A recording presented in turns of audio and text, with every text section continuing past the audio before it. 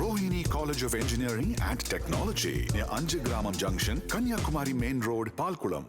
NEET தேர்வுடைய வினாத்தாள்கள் கடந்த சில ஆண்டுகளாகவே கசிய விடப்பட்டு இதுல தகுதி இல்லாதவர்கள் எல்லாம் மருத்துவ படிப்புல சேர்கிற ஒரு நிலை ஏற்பட்டிருக்கிறது. இந்த நீட் தேர்வு முறைய தகுதி இல்லாதவங்க மருத்துவ படிப்புக்கு போறதுக்கான ஏற்பாடு தான், தகுதி உள்ளவங்க போறதுக்கான ஏற்பாடு இல்லை. ஏன்னா இதுல மிக குறைந்த மார்க் வாங்கினா கூட பணம் இருந்தா தனியார் கல்லூரியில அவங்க போய் சேர்ந்துக்கலாம். அதுவும் இதுல இருக்கிற முதுநிலை படிப்புல இன்னும் மோசம். அப்படி இந்த சிஸ்டத்தைய பணம் உள்ளவங்களுக்காக ஏற்பாடு செஞ்சு இன்னைக்கு ஏழை எளிய மக்கள், பிற்படுத்தப்பட்ட பட்டியல் சமூக மக்கள், சிறுபான்மை மக்கள் இந்த மருத்துவ படிப்பு தொழிற்கல்விக்கு வரவிடாம தடுப்பதற்கு பிஜேபி அரசாங்கம் செஞ்சிருக்க ஒரு சதி தான் நீட் தேர்வு. எனவே இந்த நீட் தேர்வை ரத்து செய்யணும் அப்படின்னு நம்ம கேட்கிறோம். இந்த ஆண்டு கூட நீட் வினாத்தாள்லாம் கசிச்சிருச்சு. அந்த வினாத்தாள் செட் பண்ணவரே அதை வெளியில கசிய விட்டுருக்காரு அப்படிங்கிறது தெரிய வருது. சிபிஐ அவளெல்லாம் அரெஸ்ட் பண்ணிருக்கு. ஒவ்வொரு வருஷமும் இதே மாதிரி நடந்துட்டு இருக்கிறது. இந்த தேர்வு முறையிலேயே அடிப்படையில கோளாறு இருக்கு என்பதுதான் சுட்டி காட்டுது. எனவே ஒன்றிய அரசு இந்த தேர்வை ரத்து செய்யணும். ஏற்கனவே இருந்த முறையில ஒவ்வொரு மாநிலமும் தனக்கேற்ற முறையில நுழைவுத் தேர்வுகளை வைத்து தகுதியானவர்களை தேர்ந்தெடுக்கிற அந்த ஏற்பாட்டை கொண்டு வரணும் அப்படின்னு வலியுறுத்துகிறோம்.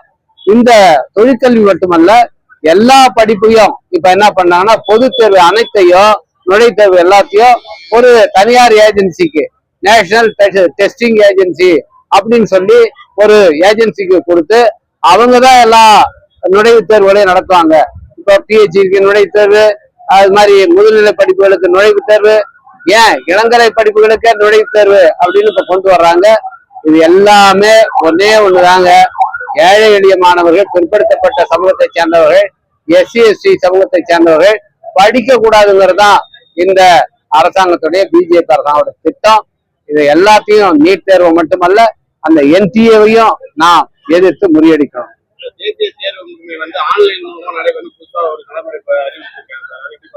இல்ல, இது எல்லாமே ஃப்ராட் பண்றதுக்கு அவங்க ஏற்பாடு பண்றாங்க.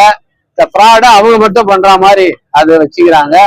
இதுதான் இது நடக்குது. யூபிஎஸ்சி தேர்வுகளை முறையா நடக்கிறது இல்ல, அதுலயே இந்த மாதிரி ஃப்ராடுகள்லாம் நடக்குதுங்கிறது அப்பப்போ அம்பலமாகிட்டு இருக்கு. இந்த அரசாங்கம், பிஜேபி அரசாங்கம் வந்ததுல இருந்து எல்லா தேர்வுகளையும் தகுதி இல்லாதவங்கள உள்ளார கொண்டு போறதுக்கு, தங்களுக்கு வேணுமானவங்கள உள்ளார கொண்டு போறதுக்கு ஏற்பாடு பண்றாங்க. இந்த கல்வி முன்னெல்லாம் ஒரு குறிப்பிட்ட சமூகத்துக்கு மட்டும்தான், குறிப்பிட்ட சாதிக்கு மட்டும்தான் இருந்து பாருங்க. அதே வர்ணாசிரம தர்மத்தை நிலைநாட்டுவதற்கு இவங்க செய்யற ஏற்பாடுதான் இதெல்லாம். கடந்த அரசு சட்டமன்ற தீர்மானம் நீட்டுக்கு எதிராக நிறைவேற்றினாங்க. ஆட்சியில அமர்ந்திருக்க காவேரி அரசுக்கு தீர்மானத்தை நிறைவேற்ற நீங்க அழுத்தம் கொடுத்தீங்களா? இல்ல, தீர்மானம் நிறைவேற்றலாம், அவங்களுக்கு கூட தீர்மானத்தை நிறைவேற்ற கூடும். ஆனா அந்த தீர்மானத்தை எல்லாம் ஒன்றிய அரசாங்கம் அவங்க மதிக்கிறதே கிடையாது. எனவே சட்டப்பேரவையில தீர்மானம் நிறைவேற்றுறதோ அல்லது பிரதமருக்கு வேண்டுகோள் விடுக்கிறதோ இதெல்லாம் இன்னுமே எடுபடாது. அதனாலதான் ஆசிரியர் ஐயா மக்கள் போராட்டங்களா இதை நம்ம எதிர்ப்பை காட்டணும்னு சொல்லி இன்னைக்கு இந்த ஆர்ப்பாட்டங்களுக்கு அழைகோள் விடுத்தார். எல்லா கட்சிகளும் அதுல கலந்துகிட்டு இருக்கோம்.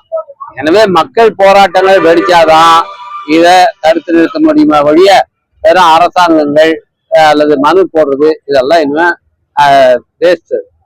5 மாநில தேர்தல் முடிவுக்கு பிறகு பெட்ரோலிய விலைகள் உயர்த்தப்படாதுன்னு மத்திய அரசு அறிவிச்சிருந்தாங்க. ஆனா இப்ப பெட்ரோல் விலைகள் உயர்த்தப்பட்டிருக்கு. இது இன்னும் மிக மோசமான பொருளாதார நெருக்கடி வரப்போகுது. அதுக்கான ஏற்பாடு தான் பிரதமர் மோடி செஞ்சிட்டு இருக்காரு. ஒவ்வொரு நாள் ஒரு அறிவிப்பு. முதல்ல பாத்தீங்கன்னா தங்கம் வாங்காதீங்கன்னா தங்கத்து வேலை இருந்த வரிய 15% உயர்த்தினாங்க. அடுத்தது என்ன பண்ணாங்க, சர்க்கரை ஏற்றுமதியை தடை செஞ்சாங்க. இது நேற்று பெட்ரோல் டீசல் விலையை உயர்த்தியிருக்காங்க. இது மாதிரி ஒவ்வொரு நாளும் ஒரு அறிவிப்பை கொடுத்து பெரிய பொருளாதார நெருக்கடி மக்கள் தலைமையில சுமத்துறாங்க. ஏற்கனவே அவர் சொல்லியிருக்காரு, கோவிட் காலம் மாதிரி நீங்க எல்லாம் தயாராகணும், படிப்பு கூட பிள்ளைங்க படிப்பு கூட ஆன்லைன்ல படிக்கணும் அப்படின்னு சொல்றாரு. உச்ச நீதிமன்றமும் இதுக்கு உடன் போகும் என்பதற்கு அறிகுறியா நேற்று உச்ச நீதிமன்றம் என்ன சொல்லியிருக்காங்கன்னா, தங்களுடைய ஊழியர்கள் கூட 50% மாணவர்கள் வீட்டில இருந்தே வேலை செய்யலாம் என்பது போல ஒரு தகவலை தெரிவிச்சிருக்காங்க. எனவே மிகப்பெரிய பொருளாதார நெருக்கடி வருது. எங்களுடைய சந்தேகம் என்னன்னா, அரசமைப்பு சட்டத்தினுடைய உறுப்பு 360 கீழ் பொருளாதார நெருக்கடி நிலையை இந்த அரசு பிறப்பிக்குமோ என்கிற சந்தேகம் எங்களுக்கு இருக்கிறது. எனவே மக்கள் இத்தகைய முயற்சிகளை ஒன்றிணைந்து முறியடிக்க வேண்டும். சட்டமன்ற தேர்தல் முடிவு வெளியாகி 10 நாட்கள் மேலாகி இன்னும் அமைச்சரவை விரிவாக்கம் பண்ணதுனால துறை ரீதியான செயல்பாடு வந்து முடக்கப்பட்டிருக்க ஒரு குற்றச்சாட்டு இருக்கு. இல்ல, புதிய அரசு பொறுப்பேற்றிருக்கிறது. இன்னைக்கு கூட கவர்னர் வந்திருக்காருன்னு சொல்றாங்க. ஒருவேளை அமைச்சர்கள் பதவியேற்கலாம், பொறுப்புகள் அவர்களுக்கு பகிர்ந்தளிக்கப்படலாம். பார்ப்போம், கொஞ்ச நாள் பொறுப்பாகும். Rohini College of Engineering and Technology near Anjagramam Junction, Kanyakumari Main Road, Palkulam.